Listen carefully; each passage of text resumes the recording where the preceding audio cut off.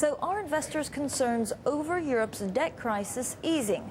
If so, will it last, and what's the future for the euro? Well, joining me now to answer those questions are Mark Tinker, fund manager at Axa Framlington, and Ian Harnett, the managing director at Absolute Strategy Research. Well, both have very different views on the debt crisis. Now, first of all, one very simple question. Let's kick it off with you, Mark. Would you buy or sell equities? As a private investor, I'd be buying equities today. As an institutional investor, I might be waiting, because what I don't know, which is what happened last week, is who is being forced to sell equities. So that's the real issue. I've got no problem with valuations. I've got no problem with the fundamentals. What I have got a problem with is the liquidity crisis that's been brought about by the politicians, forcing people to sell, which might give me a better opportunity if I'm benchmark aware. But as a private investor, I think there's great value out there right now.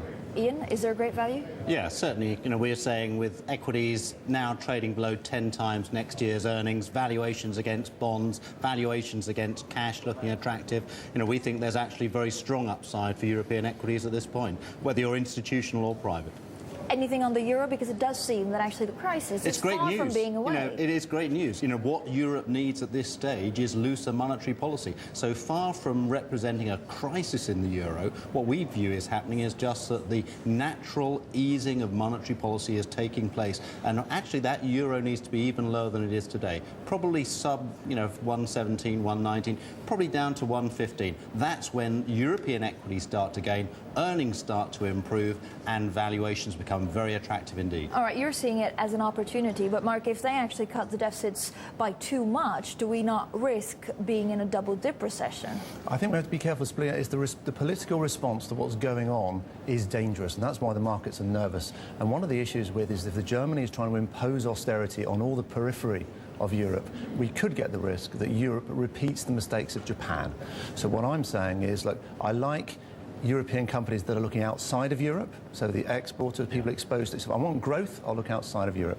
Right now, I can buy 75% of the euro stocks is trading with an equity dividend yield higher than its own corporate bond yields. No, they're not going to be cutting those dividend yields. So some of those slower growth, it's a slower growth region now, slower growth equities, European, yes. Otherwise, I want to look outside of Europe if I want growth equities. But Mark, if you're saying that the markets have actually been oversold, are we going to see a rally if I'll buy the small one? Well, I think value investors will come in, but they're not going to come in, with all their chips right now, because you just don't know when the risk manager is going to kick in again and say, it doesn't matter, you've still got to sell this. Remember, a lot of people, particularly alternative managers, were hit very hard in 2008. They can't afford another year like that. But on the other hand, look at VIX. Every time it got this high, apart from 2008, it was made sense to say, actually, I can take that risk. And I think Mark's absolutely right to highlight that political risk. So the thing that worried us last week was the Germans going alone. Up till now, it had been very much an IMF initiative, the G20 in the lead. And when that comes back to being the prime focus, then we think you'll see the full realisation of that valuation. Equity risk premia are back up to where they were almost back March last year. So this is why, once you get some kind of visibility on that political dimension and some agreement between the European nations, then we think the upside is pretty high. For what's the value at the moment, actually emerging Europe is already picking up very aggressively. With Germany benefiting from these very weak exchange rates, we think the rules we again, think, we think that, because what you've got at the moment is institutional risk. You don't know what the real institutional framework's going to be. But that's the reason why the equity risk premium is so high. But Angela Merkel was pretty much isolated, so that must have reassured you that no one is going to take unilateral steps like she did last week. Well, the issue is, don't forget that a lot of, one of the reasons the euro needed to work was it needed fiscal policy that was the same across all countries. There's no way you could get that through politically. The real side risk we want to bear in mind here is that the Germans are so annoyed at having to pay the Greeks to sit on the beach, is what people keep saying. If they try and demand fiscal control over Greece, that could actually put an enormous strain on the whole euro project. And what's happening right now is all that money that flooded in after 2007 to play that, borrow money from the ECB at next to nothing, lend it back to the Greeks at 6-7%, that money made the euro artificially strong.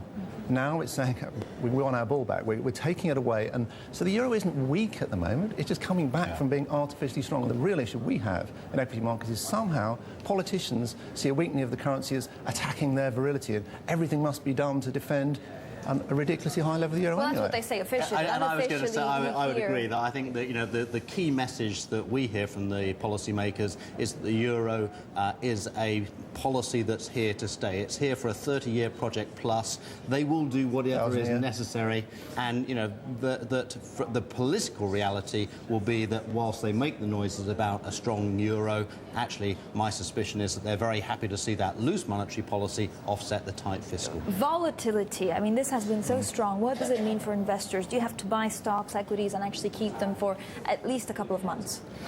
Well, it depends who you are. If you are a short-term trader, in a sense, that volatility has made you take your ball back. However, a long-term investor who can actually say, I want to pick that thing up for its yield, which I'm going to wait at least 12 months for, as I said.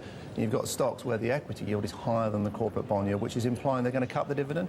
These are companies with very strong balance sheets, very strong cash flows. Remember, in 2008, it wasn't until the politicians got involved and they turned the financial crisis into an economic one. This time, it's much more liquidity, volatility, which if you're a long-term investor, you can stand away from. Ian, 15 seconds. We've got a long-term chart that shows the relationship between the VIX and the yield curve. That tells you that this is an opportunity to buy. The VIX is going to be below 15 by the end of the year. Ian, Mark, thank you so much for making it on the show today. Well